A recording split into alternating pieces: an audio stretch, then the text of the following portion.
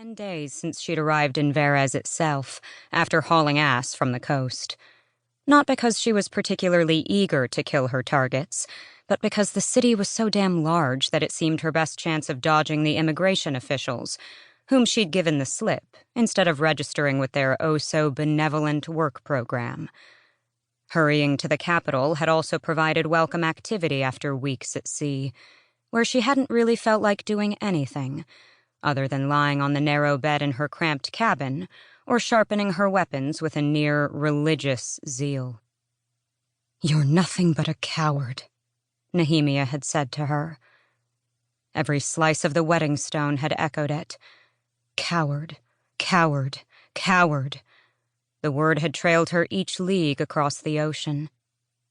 She had made a vow to free Ilwe. So in between moments of despair and rage and grief, in between thoughts of Chaol and the word keys and all she'd left behind and lost, Celaena had decided on one plan to follow when she reached these shores. One plan, however insane and unlikely, to free the enslaved kingdom.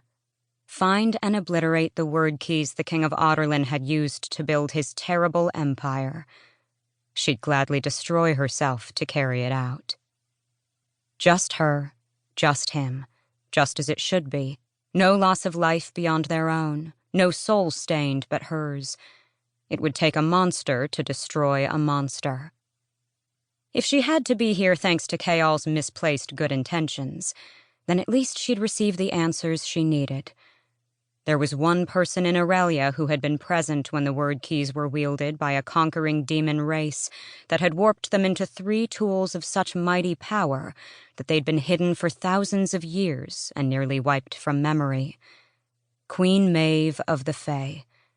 Maeve knew everything, as was expected when you were older than dirt. So the first step of her stupid, foolish plan had been simple. Seek out Maeve, get answers about how to destroy the word keys, and then return to Adarlan. It was the least she could do. For Nehemia, for a lot of other people. There was nothing left in her, not really. Only ash and an abyss, and the unbreakable vow she'd carved into her flesh to the friend who had seen her for what she truly was. When they had docked at the largest port city in Wendland, she couldn't help but admire the caution the ship took while coming to shore, waiting until a moonless night, then stuffing Celaena and the other refugee women from Adarlan in the galley, while navigating the secret channels through the barrier reef. It was understandable. The reef was the main defense keeping Adarlan's legions from these shores. It was also part of her mission here as the king's champion. That was the other task lingering in the back of her mind, to find a way to keep the king from executing Chaol or Nehemia's family. He'd promised to do it should she fail in her mission to retrieve Wendland's naval defense plans and assassinate its king and prince at their annual midsummer ball. But she'd shoved all those thoughts aside when they'd docked, and the refugee women had been herded ashore for processing by the port's officials.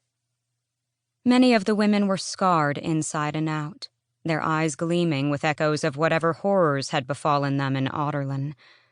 So even after she'd vanished from the ship during the chaos of docking, she'd lingered on a nearby rooftop while the women were escorted into a building to find homes and employment.